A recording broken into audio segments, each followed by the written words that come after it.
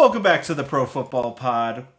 We're here with the running backs, tight ends episode, week 8 preview. Another episode brought to you by Tulsi Rose Tea, tulsiroastea.com for all your tea needs. Uh, we we're Got gonna some get stuff. we're gonna start it off right away. Breece Hall. Breece Hall is a starter. I think that this is spicy because of the way that he started out his season and just in general. I mean, he got point 0.9 points, 3 points, 8 points, and then he turned it around against Denver. He almost got 30, and then last week against Philly, he got 17. Philly, they've still lost a bunch of games, and whether or not they're up or down, it doesn't really matter because Breece Hall is their game plan. Garrett Wilson is hurt so much by Aaron Rodgers going out, but Breece Hall is not taking that much of a dip because of the type of player he is. Agreed. And coming off of a bye as well, getting an extra week to prepare. It's the interstate rivalry with, that neither team has to go on the road technically because they play in the same stadium. And you're noticing the last few weeks as well, even though Brees isn't necessarily take out Denver, where he put up 177 on the ground. You had 56 versus Kansas City, 39 versus Philly, 18 versus New England. But what you're seeing is they are working him in more on the passing game because, I mean, he's just elite with the ball in his hands at this point. So for me, I absolutely think he is a start versus New York as well for the against the Giants. He's projected right now somewhere around 13 points, and I easily could see him clearing that just simply because I think this could turn out to be a multiple touchdown day for Brees.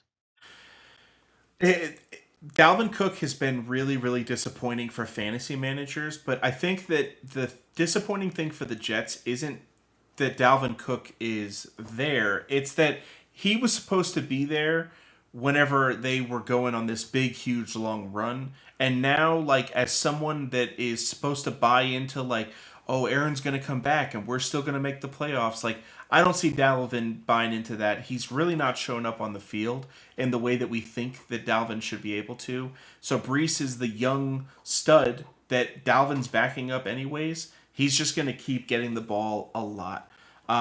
In a similar way, Ramondre Stevenson, he's got Zeke there to steal some of his touchdowns, but the receiving work that he gets alone and the fact that he's going up against the Dolphins linebacking core, that we still don't know much about David Long and whether or not he's going to be back, if he's on concussion protocol, like we haven't gotten the information. So even with David Long, this is a team that gave up a lot of points to the running back and tight end.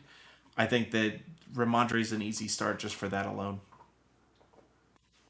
Yeah, I mean, the you didn't see it necessarily versus the first game against Miami, but I think a lot of that too was I don't want to say it was Bill trying to play the blow for blow game, knowing how Miami can just score at the drop of a hat. Mhm. But it was just a little weird to see that they didn't lean on the run game a little more with how Ramondre close was the game stayed throughout the game. he was sick. We found out that Thursday going into that game that he had like an illness. I hate Okay. leaning on an illness as to why a player doesn't produce, It but makes sense though. I mean, like if your you're not body is 100%. exactly so he because he should have eaten against And us and running he back didn't. every other week this season, running backs have proven to be effective versus Miami. So there's nothing about this game Eh, that says it's not going to. DeAndre Swift on Sunday Night Football, that was a completely different type of a game than what this game is going to be in Miami against New England. New England's coming off of a big high, too. I think Ramondre getting into the passing game is going to help players like Kendrick Bourne. The secondary for the Dolphins is super depleted, like a lot of their team is right now. So I think that for those alone, another easy one to talk about is the Houston running backs between Pierce and Singletary. We talked Mhm. about Stroud already and the success that he's probably going to have this week. Carolina, they've lost all their games for a reason. Their defense gives up a lot all the time. Yep, agreed. And Same reason that we like Stroud in the last episode. Go check that one out with the quarterbacks and wide receivers. Same thing here. I mean, Pierce and Singletary as well to this point. They're both getting about the same share. And Singletary is looking like the more effective between the two. If I had to choose, I would rather have Singletary. It's just where Pierce has that starter label on him. You still kind of want to play them both. I don't think either one of them are running back two worthy. I think they're both more solid flex guys. I like that. But with the just rough shot of injuries across the running back position, you're probably forced at putting them in running back two. So, but either way, I like both of the guys this week. I think it is more of a 50-50 shot on which one of them gets a touchdown, but I do see a rushing touchdown coming out of that backfield this week. I think that I would lean more Pierce, just because he's been before D'Amico got there last year. He was their bell cow. Singletary got brought in, and Singletary has started to be effective. They were still just kind of giving Pierce the looks, though. I think that they, in a good matchup, if they can give Pierce the looks, like Singletary is definitely who I'm watching this week, and I'm gonna try to pick up a piece of him so that if he does end up taking over this role, Houston is trending up. The way that their offense looks, it could end up being a good offense to have pieces on, even if it's just garbage time pieces. But I think that having a piece of the running backs could be valuable as well because of CJ Stroud and what he's going to be able to do, especially if he keeps trending up the way that he has. Yep, I Now, agree. And coming off a bye, would just kind of said it as well. It just gives you more time to game plan, more time to implement to where, hey, we have two effective running backs here. Let's see how we can work them in. And like I said, I mean, the yards per carry average also confirm, what my eyes are telling me with Singletary. He's averaging a full yard more per carry than what Pierce is giving you. He's just more effective. yep, This week, Brian Robinson will not be effective. no, Do not at not all. play Brian Robinson versus Philly. And the easiest thing to look at is to look at what Raheem Mostert did last week. Raheem Mostert has been one of the most effective running backs in football so far this year, and for him to get totally shut down, Jalen Carter is a real real beast. He's getting defensive player of the year, I think. I mean, it's not like his stats are doing it, but whenever his stats do turn on in December and January, I think that's all it's going to take. He's just Rookie a defensive player monster. of the year. That's what I meant. I didn't say rookie. Yeah, I meant rookie defensive player of the year. But no, I agree with you. Hell, that whole defensive line is just a the way that team is built just in the trenches is an absolute GM and coach's dream. Just hats off to Howie Roseman, like how he's built that team. The Dolphins took their licks. I mean, the refs obviously kind of had their hand in it too. The Dolphins got injuries. It's whatever. Not making excuses. The Eagles won the game they were supposed to win, but that's not going to play good for Brian Robinson. I actually kind of like Sam Howell this week. I know you like him as well too, but Brian Robinson's not a receiving type of back for them. He's not very effective in his yards per carry. So for me, I just in no way does this scream, "Hey, let me try to play Brian Robinson and be smarter than everybody else." Don't do it. I don't Just don't. know what's going to happen for me to think, oh, I need to start getting players from the Washington Redskins and just start starting those guys. Like in the Commanders, next, in the cup, Commanders, the no racial Commanders. slurs on this podcast. uh, it's going to be years. And even years from now, if they don't get someone like Caleb Williams this offseason to take over, like Sam Howell looks good, but he's getting sacked so much. I think that part of that's on him. You can't just blame the offensive line for sacks. Everyone loved to blame offensive line for Tannehill being the most sacked quarterback, but he never used that wide receiver speed to roll out and throw the ball away ever. He just made bad decisions, and that's why he got sacked. So I think that it just in general, like I'm not super excited about anybody for Washington. This is a week that Sam Howell should have a good game, and we've been talking him up as a potential streamer. but I don't want any of his pieces. Like Jahan Dotson, still don't want any part of, and even Terry. Terry finally this past week he looked good, dude. Like he was making some plays. Finally, Finally, finally. Josh Jacobs did not, and I don't think he's gonna look good again this week against Detroit. We called Josh Jacobs preseason with Yep. how much he was used last year. Number one running back, number one in rushing. The way they just absolutely beat the tires off of that guy, only brought him back on a 1 year deal. Like, yeah, I want honestly, I'm to the part to where I just don't want Josh Jacobs the rest of the season. And he's only 20, 25. He's only 25. So like, but as a running back, 25 is like 35. Like it's Well, not not even that. You just got to get him off the Raiders. Like it's to the point to where they know true. we stop Josh Jacobs, your quarterback is forced to beat us, and you don't have a quarterback that scares us. Nope. Even though your receivers, I mean, between Jacoby Myers and Devontae Adams, that's probably a top five. It's definitely a top 10 receiving duo. Definitely. And I mean, just looking at the matchup as well, Detroit has been one of the best defenses on the season, one of the best fantasy defenses on the Last week was season, an outlier. one of the best defenses versus the run on the season. Last week, to me though, any game really versus the Ravens can kind of be considered an outlier with how much you have to account for Lamar Jackson and his ability to get out of the pocket. That's going to open up so much for your running backs, and Gus Edwards just absolutely popped off. Love Gus Edwards this week as well versus Arizona, but Josh Jacobs versus Detroit this No. week, I Mm-mm. I don't see that happening because you don't have anybody close to Lamar Jackson on your squad. You have a statue back there no matter who you're starting. Even And so Brian for Hoare me did it's not just look load the like box up the and truth. let's see what happens. Aaron Jones is another one that, man, it's tough. It's tough to not like just put this guy in because of the ceiling that he has, especially what he did week one. But you take away a 35-yard touchdown reception from Christian McCaffrey and they essentially shut him down.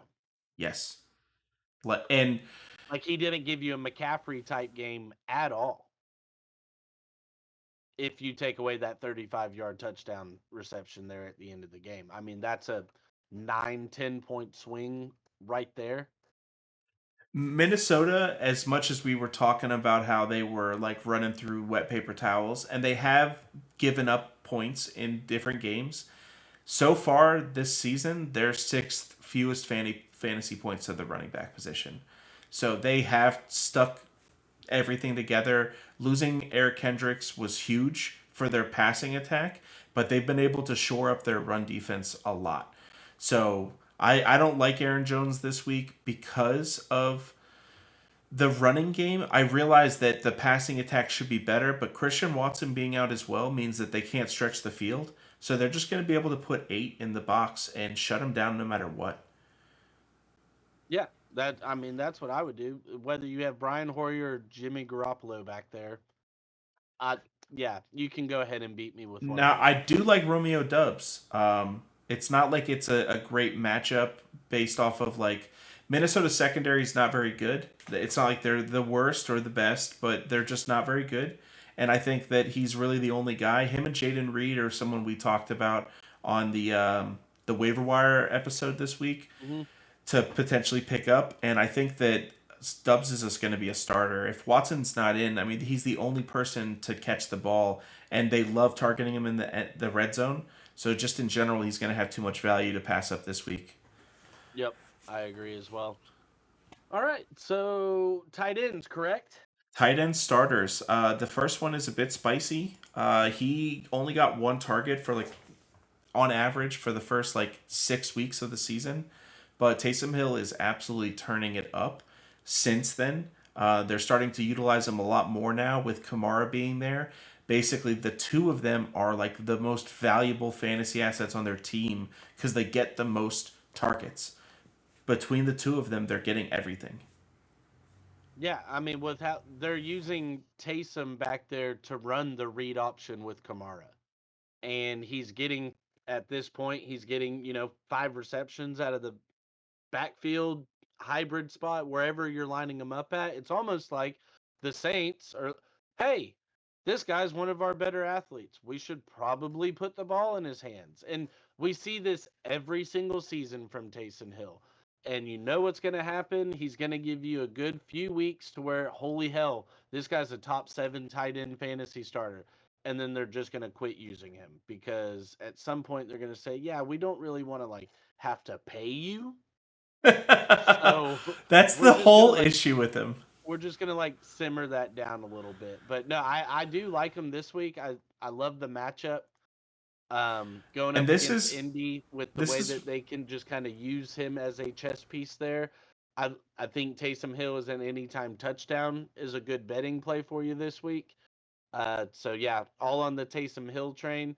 Also, matchup wise, I like Jake Ferguson this week a lot as well. I think the Cowboys coming, another team again coming off the bye, and he's getting a really solid matchup against the Rams. I mean, the Rams have had a really good defense and a solid pass rush this year, but solid pass rush, Aaron Donald coming at your face tells me get the ball out quick. My tight end's about 4 to 5 yards away. Ferguson is interesting because the Rams are probably going to keep it close enough, right? As much as we said Stafford wasn't a start, like the Rams are going to be enough. Dak Prescott just he Austin makes fun of him all the time because he says that we say that rookie quarterbacks like to throw the tight end, and Dak still just loves the tight end. But that's been the Dallas way forever. Like Jason Witten was the guy, and then they had somebody else, and they've never really had their due. That's why Dalton Schultz got let go. I think that with matchup alone, that we have to look at Ferguson this week. He's just been trending up. He's not going to get you 3 touchdowns or even 2, but he's going to be serviceable, and he might win you the matchup altogether.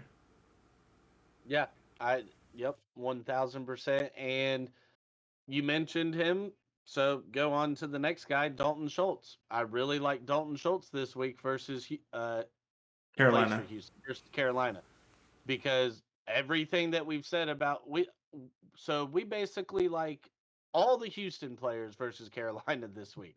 We They're love CJ Stroud, we love the running backs, and we like Dalton Schultz. Dalton Schultz has 17 targets over the last 2 weeks Yeah, as a tight that's end. insane. If he was a wide receiver, you'd be starting him automatically. Now, Tank Dell was out the last 2 weeks that they played, and he'll be Hmm. back. And that's going to take away some of his targets. But if he still gets 5 targets as a tight end, that's what we need. And if they give him a target in the red zone, he's got 3 touchdowns the last 3 weeks. I mean, you play the hot hand. They like him. They're starting to look his way. So him and CJ Stroud are starting to build a little bit of connection. I think that he might be in one of my leagues. He's probably my every week tight end for the rest of the season. Like I've got Stroud as well, so I'm just going to play them both.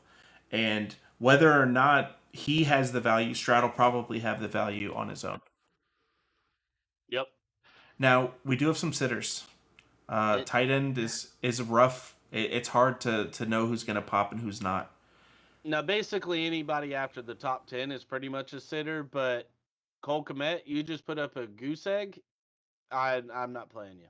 No.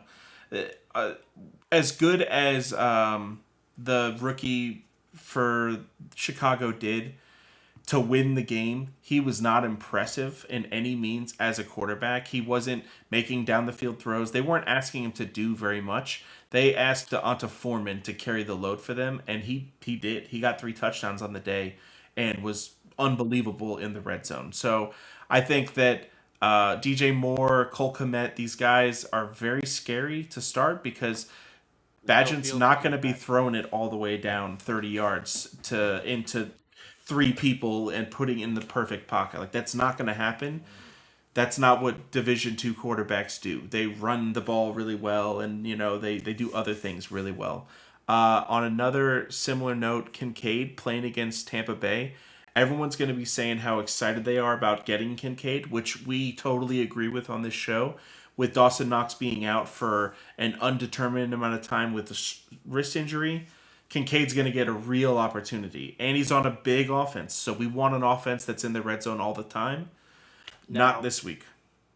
and it's bold to say that, but because short week, the way Buffalo's played the last 3 weeks that we've seen them just struggling back to back or lose to Jacksonville, barely grind one out versus the Giants, lose to New England, who's been terrible this season.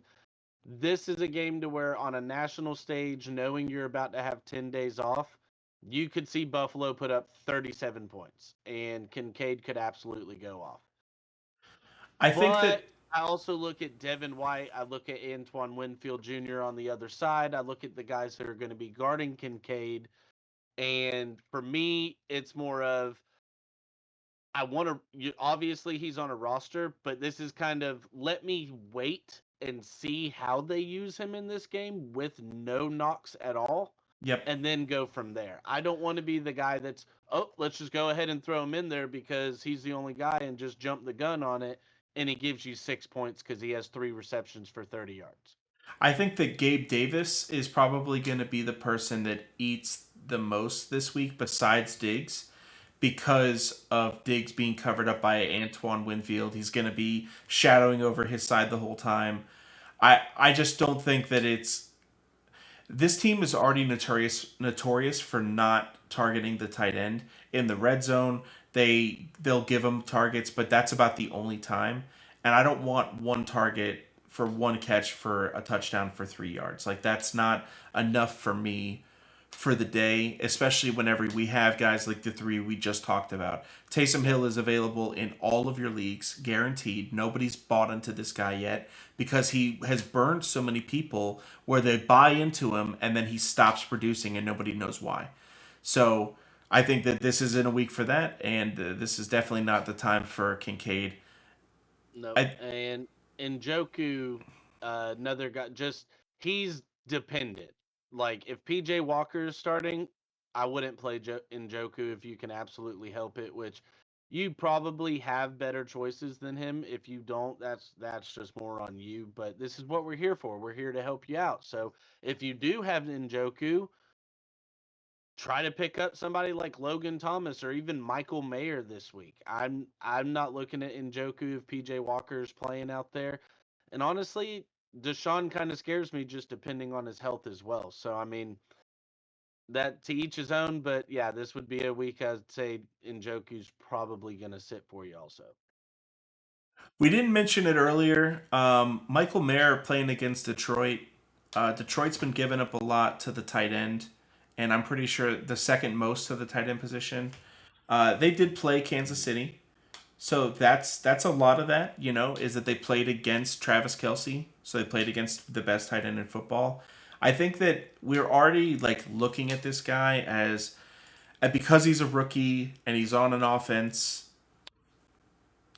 the more that there's no other tight ends there. They let Foster Moreau go. They traded away Darren Waller. Against Chicago, he really didn't do much. I think that if this week he can finally have a good week, he's got a really good playoff schedule. He plays against the Chargers week 15, and then the Chiefs for the championship, and they're 16th versus the tight end. Yep. So I think that he's someone that's worth looking into. So if you've stayed in the episode all the way to this point, we appreciate it. Make sure to like, comment, and subscribe, and we'll see you guys later for some more content. Check out the betting preview coming up later this week for you guys. Peace.